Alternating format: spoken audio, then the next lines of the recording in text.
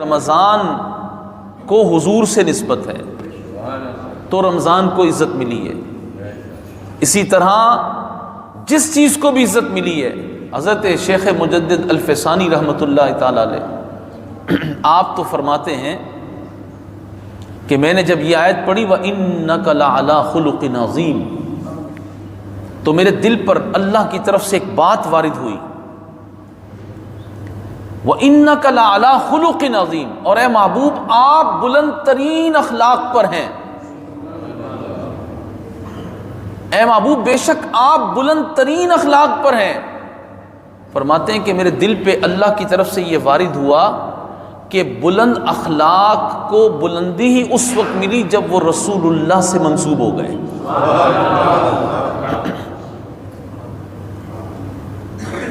مسکراہٹ کو مسکراہٹ جب ملی جب وہ حضور سے منسوب ہوئی. جس کی تسکین سے روتے ہوئے ہنس پڑے اس تبسم کی عادت پہ.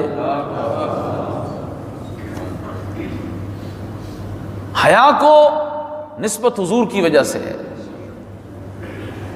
سخاوت کو نسبت حضور کی وجہ سے ہے، کرم کو نسبت حضور کی وجہ سے ہے، محبتوں کو نسبت حضور کی وجہ سے ہے، شفقتوں کو نسبت حضور کی وجہ سے. اخلاق اعلیٰ جب ہی ہوئے جب انہیں نبی پاک علیہ الصلوۃ والسلام کے تلووں کا بوسہ لینے کا شرف ملا. وَإِنَّكَ لَعَلَىٰ خُلُقٍ عَظِيمٍ. ساری کائنات میں لوگ کہتے ہیں جی وہ فلاں لوگ بڑے اچھے ہیں، کافروں کی تعریف کرتے ہوئے ہمارے لوگ نہیں تھکتے.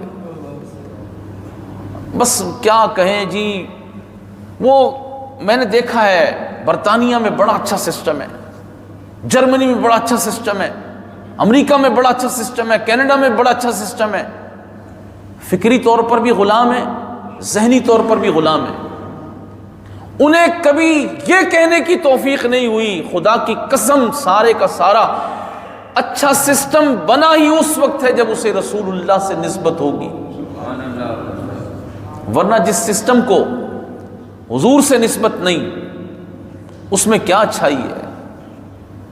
خاک امریکہ کا سسٹم اچھا ہے، برطانیہ کا سسٹم اچھا ہے، خاک ان کا سسٹم اچھا ہے، آپ ان سے متاثر ہیں. فرانس کا سسٹم اچھا ہے، اگر ان کا سسٹم دیکھنا ہے تو آپ افغانستان کی سرزمین پر خون کی ندیاں بہتی ہوئی دیکھیں. اگر ان کا سسٹم آپ کو دیکھنا ہے، جو لوگ اچھائی کرتے ہیں ان کی کہتے ہیں جی بڑا زبردست سسٹم ہے، وہاں کا صدر بھی جو ہے وہ سائیکل پہ جا رہا ہوتا ہے، وہ چھوٹے سے مکان میں رہ رہا ہوتا ہے، اور جی ان کے یہاں ٹریفک کا یہ سسٹم ہے، ان کے یہاں وظیفے بندے ہوئے ہیں. وہ انسانیت کے کتنے بڑے دشمن ہیں، برما میں جا کے دیکھ لیں. وہ مسلمانوں کے کتنے بڑے دشمن ہیں، انہوں نے ہمارے ملک کے اندر جو خون کی ہولیاں کھیلی ہیں وہ دیکھ لیں. انہوں نے پوری دنیا کو تہس نہس کر کے رکھ دیا، یہ دیکھ لیں. وہ خون کے پیاسے ہیں، وہ صرف آپ کو جاذب نظر اس لیے لگ رہے ہیں کہ آپ ان سے متاثر ہیں.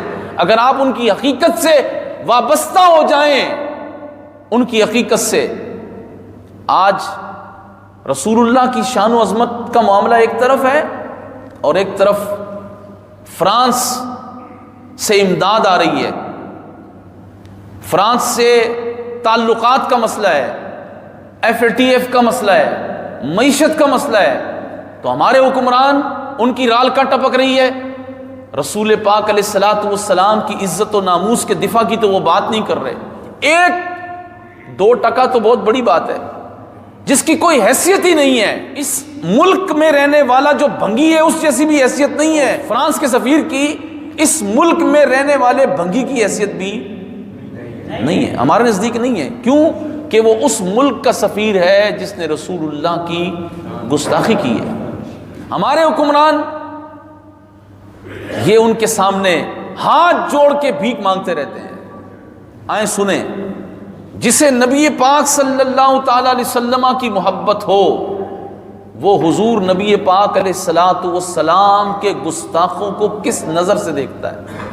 امیر المجاہدین، قائد عظیمت، قائد ملت اسلامیہ علامہ خادم حسین رضوی رحمۃ اللہ تعالی علیہ نے کراچی میں جو اپنا آخری خطاب فرمایا اس میں آپ نے عالم اسلام کے تمام مسلمانوں کو ایک قاعدہ کلیہ عشق کا دیا، ایک پیمانہ عشق کا دیا۔